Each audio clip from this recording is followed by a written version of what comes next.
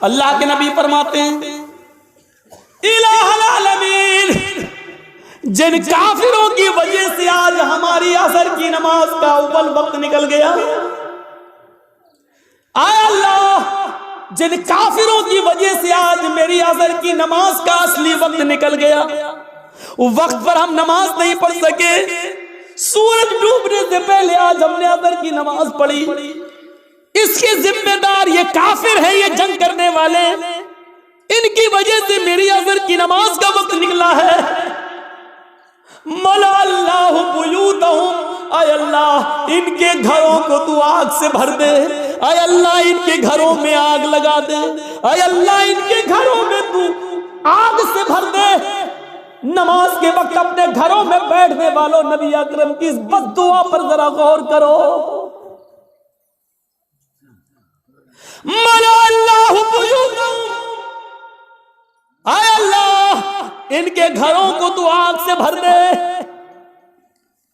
मेरे नबी ने कभी किसी को बद्दुआ नहीं दी, मार खाया फिर भी माफ कर दिया।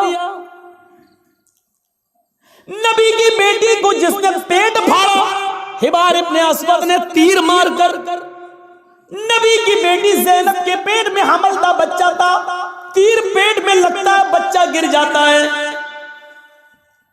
ज़ैनब मदीने पहुंचती है, होश में आती है तो उनको पता चलता है कि मेरे पेट का बच्चा गिर गया है, ज़ाय हो गया है। इस सदमे को वो बर्दाश्त न कर सकी, इंतकाल कर गई।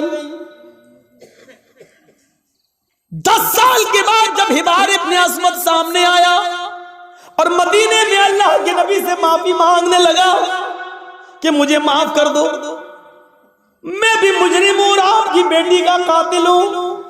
10 साल पहले आपकी बेटी के पेट में तीर मारा था, हमल गिर गया था। नबी अकरम की आंखों में आंसू आ गए, बेटी की याद आ गई, रोने लगे। लेकिन कहते हिबार, मेरी बेटी के कातिल मैंने आज तक अपने लिए और अपने खानदान के लिए कभी बदला नहीं लिया। आज तूने माफी मांगी, जा, मैंने तुझे भी माफ कर दिया, जा जा जा हिबार, मेरी बेटी के कातिल, मैंने अपनी बेटी के कत्ल का खून माफ कर दिया। वो हमजा जो नबी का चचा और हिंदा ने पेट फाड़ा, नाक काटी, कान काटा, जबान काटी और इसी में धागा डालकर नाक, कान, जबान का हार बनाकर अपने गले में पहना। वो हिंदा जिसने हमजा का पेट फाड़ के कलेजा निकाला और चबाया, हिम्मत नहीं कर सकी उसको खाने की, थूक देती है।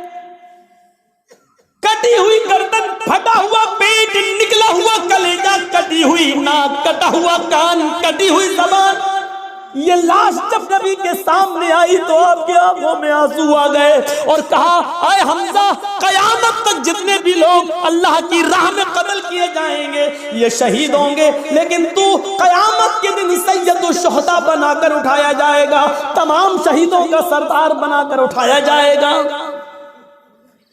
ऐसा हाल करने वाली हिंदा जब नबी के सामने आई तो आपने कहा, क्या चाहती हो? माफी। आपने कहा, हिंदा जा, मैंने तुझे भी माफ कर दिया। ओ मेरे चचा की कातिल, जा, मैंने तुझे भी माफ कर दिया। मेरी चचा की लाश को बिगाड़ने वाली, जा, मैंने तुझे भी माफ कर दिया।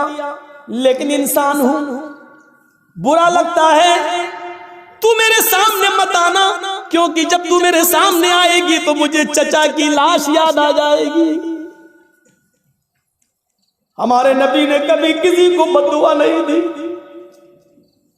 ताइफ वालों ने इतना मारा कि सर फट गया, सर से खून निकला, पैरों पे गिरा, खून जम गया, जूते तक उतर नहीं पा रहे थे उस जमे हुए खून की वजह से। 2 फरिश्ते आए, अरे अल्लाह के नबी, कहो तो इन ताइफ वालों को 2 पहाड़ियों के बीच में पीस दूं, मैं जब गया था हज की उम्रे के लिए तो मेरे वहां बहुत प्रोग्राम कराए गए थे। जिद्दा में हुए, दम्माम में हुए और मक्के में हुए, मदीने में हुए। तो हमको ताइफ भी लोग लेकर गए और वो पहाड़ी हमको दिखाई थी लोगों ने वहां ताइफ के अंदर, जिस पहाड़ी पर चढ़कर काफिरों ने नबी अकरम को पत्थर मारे। वहां के लोग जो थे वो उन लोगों ने बताया कि मौलाना साहब ये वो जगह है, यहाँ नबी खड़े थे, ऊपर से काफिर पत्थर मार रहे थे। उस जगह को देखा है हमने अपनी आंखों से। काफी ऊंचाई पर पत्थर मार रहे, जोर से पत्थर, ऊंचाई से पत्थर मारेंगे और वो नबी के सर पे लगेगा तो कितनी जोर से होगा। फरिश्ते मौजूद, वो दोनों पहाड़ी जिसके बीच में ताइफ बसा हुआ है, अगर इस पहाड़ी को यहां से लाया जाए, उस पहाड़ी को यहां से लाया जाए, दोनों को मिलाया जाए तो इस पहाड़ी के बीच में जितने लोग रहते हैं कब किसके सुरमा बन जाए कुछ नहीं कहा जा सकता।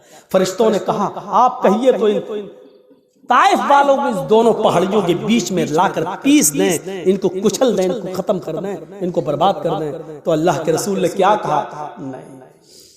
फरिश्तों ने दोबारा कहा तो अल्लाह के नबी ने फरमाया अल्लाहुम्मा हद कौमी फइन्नहुम ला यअलमून। आए फरिश्तों, नहीं नहीं, इनको मारो नहीं, अल्लाह इनको हिदायत देगा और इंशाअल्लाह इनकी पुश्त से आने वाली नस्लें मुसलमान होंगी, इनकी नस्लें कलमा पढ़ने वाली होंगी, मुझे नबी मानने वाली होंगी। आए अल्लाह तू इनको हिदायत दे, ये मुझे जानती नहीं है कि मैं कौन हूं। आपने उस मौके पर भी बदला नहीं लिया। देख रहे हैं आप, बेटी के कातिल को माफ कर रहे हैं, बदला नहीं ले रहे हैं, हिंदा को माफ कर रहे हैं, इंतकाम नहीं ले रहे हैं। ताइफ में पत्थर खाने के बावजूद फरिश्ते पत्थरों का ताइफ वालों को पीसना चाहते हैं, लेकिन नबी इंतकाम नहीं ले रहे हैं। कह रहे हैं अल्लाह तू इनको हिदायत दे, मार खाकर दुआएं देने वाले नबी, लेकिन आज उसूल देखो, जिसने कभी बद्दुआ नहीं दी आज वो बद्दुआ दे रहा है। क्या कह रहा है? मला अल्लाहु बुयूतहुम, आय अल्लाह इन काफिरों के घरों को आग से भर दे, इसलिए कि आज इन्होंने मेरी बेटी को कत्ल नहीं किया, मेरे चचा का कलेजा नहीं निकाला, नाक नहीं काटी, कान नहीं काटा, इन्होंने आज मुझे नहीं मारा, बल्कि आज इनकी वजह से असर की नमाज का वक्त निकला। गौर करो, बेटी को मारा तो उसको माफ कर दिया, चचा का कलेजा निकाल के खाने वाली को माफ कर दिया, लेकिन जिनकी वजह से असर की नमाज छूट गई, वक्त पर नहीं पढ़ सके, उनको माफ नहीं कर रहे। अल्लाह के नबी कह रहे मला अल्लाहु बुयूतहुम, और अल्लाह इनके घरों को तू आग से भर दे। और जब ये मर जाए आग में, और जब इनकी कब्रों, जब इनको दफन किया जाए कब्रों में, तो कुबूरहुम, आय अल्लाह मरने के बाद भी इनको बख्शना नहीं, इनकी कब्रों में भी आग लगा देना। कितनी डेंजर बद्दुआ है। अंदाजा लगाओ, नमाज जिनकी वजह से छूट रही है वो भी सोचें। जर्जी साहब नमाज पढ़ते हैं, नमाज का वक्त हो रहा है, मस्जिद में जा रहे हैं, और आप नमाज के वक्त में अपने घर में नाश्ता कराने ले जा रहे हैं, तो इसका मतलब यह है कि आपकी वजह से नमाज छूट रही है, आप सबब बन रहे हैं। या तो नमाज से इतना पहले नाश्ता कराना चाहिए था कि अजान के फौरन बाद नमाज पढ़ी जा सके, या फिर नमाज के बाद आपको नाश्ता कराना चाहिए था। आप ऐसे मौके पर क्यों ले जा रहे हैं? ये गौर करिएगा, गौर करिएगा। वो जंग हो रही है, अल्लाह सबब मत बनिए किसी का। आप खुद नमाज पढ़ने रहे, दूसरे की भी नमाज छुड़वा रहे हैं, ये और गुनाह है। काफिर तो वैसे ही जहन्नमी है, लेकिन अल्लाह के रसूल सल्लल्लाहु अलैहि वसल्लम क्या कह रहे हैं? अल्लाह इनके घरों को आग से भर दे, और मरने के बाद जब ये कब्र में दफन हो तो इनकी कब्रों को भी तू आग से भर दे। कमा हबसूना व शगलूना अनिस सलातिल वुस्ता, क्योंकि आज इनकी वजह से मेरी असर की नमाज छूट गई। एक वक्त की नमाज, और वो भी छूटी नहीं, पढ़ ली। मगरिब के बाद नहीं पढ़ रहे हैं, मगरिब से पहले ही पढ़ रहे हैं, लेकिन असल वक्त निकल जाने की वजह से अब हम अंदाजा लगाएं हम कहां खड़े हैं। मौलाना जर्जी साहब, आप चाहे कितना बोल लो नमाज के ऊपर, सुबह फजर की नमाज में हम फिर नहीं आएंगे, घर में सोते रहे। हम तो बड़े बाप के बेटे हैं, हमारे ऊपर तो किसी की तकरीरों का असर नहीं हुआ। 80-90 साल के बुजुर्ग उलमा आए, उनकी नहीं मानी, तुम तो कल के लौंडे तुम्हारी क्या सुनेंगे? तुम्हारे जैसे 336 मौलवी रोज बोलते हैं, किसी की नहीं सुनी हमने, तुम्हारी क्या सुने? इस तकरीर के खत्म होने के बाद फिर भी फजर की नमाज में अगर हमने जमात के साथ नमाज नहीं पढ़ी तो लिख लो, आप अपने जलसा कराने में नाकाम हो गए। सोच लो, आपको कोई कामयाबी नहीं मिली जलसा कराने की। अगर तकरीरों से ईमान में ताजगी पैदा ना हो, मस्जिदों में नमाजियों की तादाद न बढ़े, तो बेकार है ऐसे जलसे। इससे बेहतर था कि इशा की नमाज के बाद आप सोते और फजर की नमाज से पहले आप उठकर फजर की नमाज पढ़ लेते जमात के साथ। यह आपके लिए तकरीर सुनने से बेहतर होता। एक साहबी रात भर नमाज पढ़ते रहे, अल्लाहू अकबर, दुआ मांगते, फिर नमाज पढ़ी, दुआ मांगते रहे, नमाज पढ़ी, नमाज पे नमाज, सजदे पे सजदे, इशा से लेकर फजर तक बराबर नमाज पढ़ते रहे। नियत थी फजर की नमाज पढ़कर सोएंगे, लेकिन थोड़ी देर पहले, फजर की नमाज से थोड़ी देर पहले उनकी आंख लग गई। अब सुनो, फजर की नमाज से थोड़ी देर पहले, भाई रात भर जाग लिए तो थोड़ी देर पहले ऐसे वैसे लेटे थे, चलो थोड़ा लेट जाते हैं, कमर सीधी करते हैं, अभी अजान का वक्त होने वाला है, गए काम से।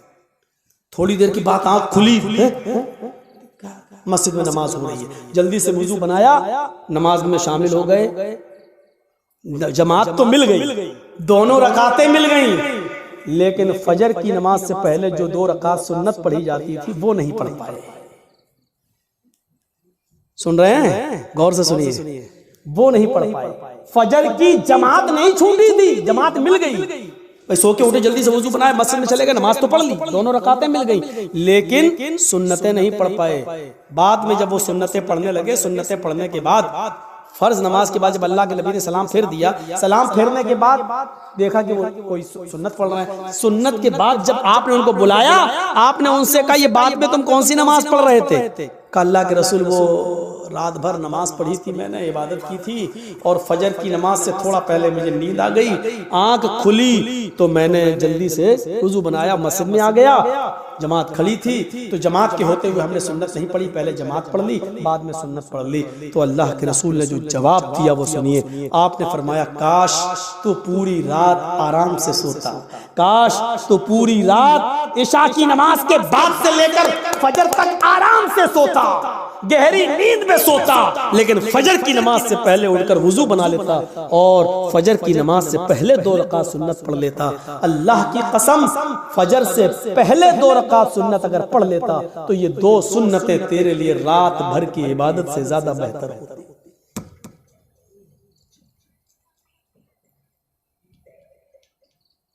फजर की नमाज से पहले 2 रकात सुन्नत तुम्हारी रात भर की इबादत से ज्यादा बेहतर होती। क्यों जागे तुम रात भर? यानी ऐसी इबादत से क्या फायदा कि जलसा सुनो 12 बजे तक, 1 बजे तक, और सोते सोते 2 बज जाए, और फजर की नमाज में जब आप उठ ना सके और मस्जिद में ना जा सके, तो ऐसे जलसों से क्या फायदा? ये बंद होने चाहिए ड्रामे। हाँ, मैं इसको ड्रामा कहता हूं। जो जलसे लोगों को नमाजी ना बना सके वो ड्रामा है। जो तकरीरें लोगों के दिलों में ईमान ताजा ना कर सके वो नौटंकियां हैं। वो लैला मजनू की कहानियां हैं। तसव्वुर कीजिए हम कहां हैं। नमाज कितनी जरूरी चीज है हमारी सोसाइटी और हमारे समाज में और हमारे लिए। रमजान का चांद देखा जाता है और ईद का भी देखा जाता है। रमजान का चांद देखने के लिए एक आदमी की, बाशरा आदमी की गवाही की जरूरत है। अगर एक आदमी ये कह दे कि मैंने चांद देखा है तो दूसरे दिन से रोजा रखा जाएगा। ईद के चांद के लिए 2 आदमियों की गवाही जरूरी है। ईद के चांद के लिए उसूल है अब रमजान के लिए एक आदमी की गवाही काफी है, लेकिन ईद के चांद के लिए 2 की गवाही चाहिए। क्यों चाहिए? अल्लाह के नबी से पूछो, हर चीज का जवाब हमारे पास नहीं है, बस नबी ने कह दिया हमें मानना पड़ेगा। ईद की चांद के लिए 2 आदमी की गवाही चाहिए है? लेकिन जब रमजान में एक आदमी की गवाही आप मानेंगे या ईद के चांद के लिए 2 आदमी की गवाही मानेंगे, तो उस वक्त भी देखा जाएगा ये एक आदमी जो रोजे की गवाही दे रहा है ये 5 वक्त का नमाजी है या नहीं है। अगर 5 वक्त का नमाजी है, बाशरा है, समाज में इसको झूठा नहीं कहा जाता है, इसकी बात मानी जाती है, दीनदार है, नमाजी है, तो उसकी बात मानी जाएगी। नमाज रोजे का पाबंद नहीं है, जुमे तक की नमाज नहीं पढ़ता है, ऐसा आदमी गवाही दे रहा है तो उसकी गवाही भी, चाहे वो कितना भी सच बोल रहा हो, उसकी गवाही भी उसकी जेब में घुसेड़ दी जाएगी। भाग नहीं तस्लीम। रोजे का चांद एक आदमी की गवाही है, और एक आदमी अगर नहीं देखता चांद, लेकिन एक औरत चांद देखती है तो एक औरत की गवाही नहीं मानी जाएगी। 2 औरतों की गवाही एक मर्द के बराबर है, लिहाजा औरतें 2 होना चाहिए। आदमी एक आदमी अगर कह दे बाशरा हो कि मैंने रोजे का चांद देखा है रमजान का, तो रोजा रखा जाएगा। लेकिन एक औरत चाहे वो कितनी भी नेक हो, दीनदार हो, नमाजी तहज्जुद गुजार हो, लेकिन एक औरत अगर चांद की गवाही देती है तो उसकी बात नहीं मानी जाएगी। 2 औरतें होना चाहिए। ऐसे ही ईद का चांद 2 मर्दों की गवाही चाहिए, लेकिन 2 मर्दों ने नहीं देखा है, एक मर्द ने देखा है और एक औरत ने, तो नहीं मानी जाएगी। एक मर्द ने देखा है तो 2 औरतें होनी चाहिए, या 4 औरतें होनी चाहिए, वो भी बाशरा।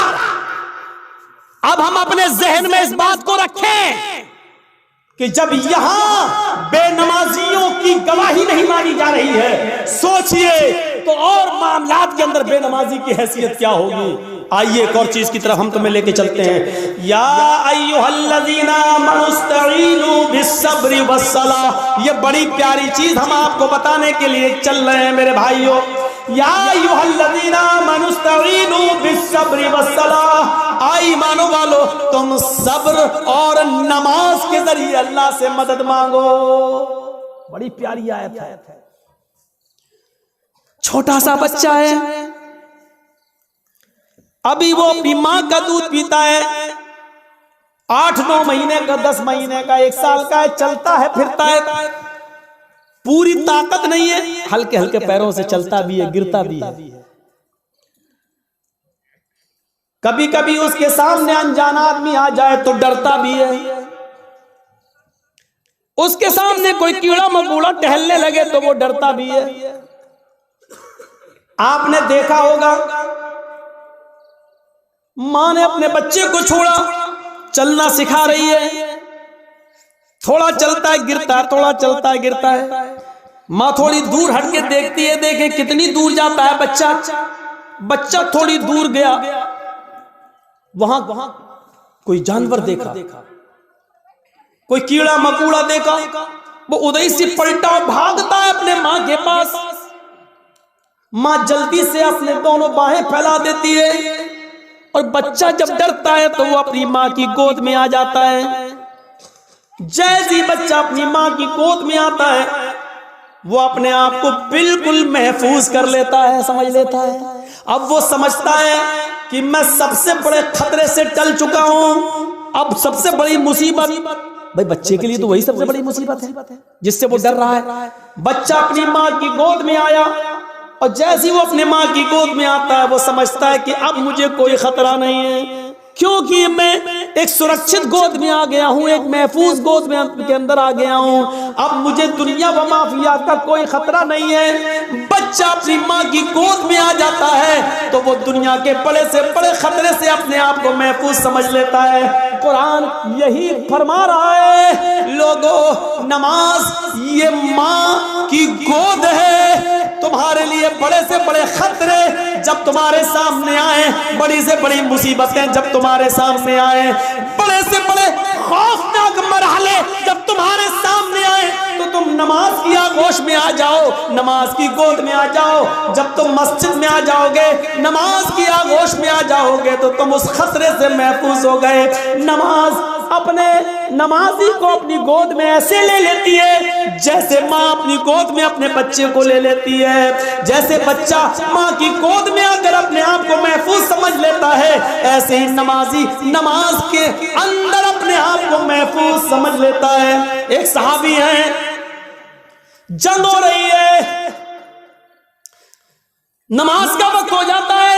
नमाज के वक्त ही में अबू दाऊद शरीफ की रिवायत है, एक तीर आता है और तीर आते ही उनकी पीठ में लगता है। और सोचो, तीर किसी की पीठ में लग जाए और नमाज के अंदर लग जाए। लगी, हाथ बंधे हुए, तीर पीछे लगता है, खून बहने लगता है और टपकने लगता है। लेकिन इन्होंने कुरान पढ़ना बंद नहीं किया, पूरी नमाज पढ़ ली। जब सलाम फेरा, अस्सलामु अलैकुम वरहमतुल्लाह, अस्सलामु अलैकुम वरहमतुल्लाह, लोग उनके पास आए, साहब ये क्या किया तुमने? इतना खतरनाक तीर आधे से ज्यादा तुम्हारी पीठ में घुस गया, खून से पूरी चटाई भीग गई, तुम्हारा कपड़े लहूलुहान हो गए और तुम नमाज में मसरूफ हो।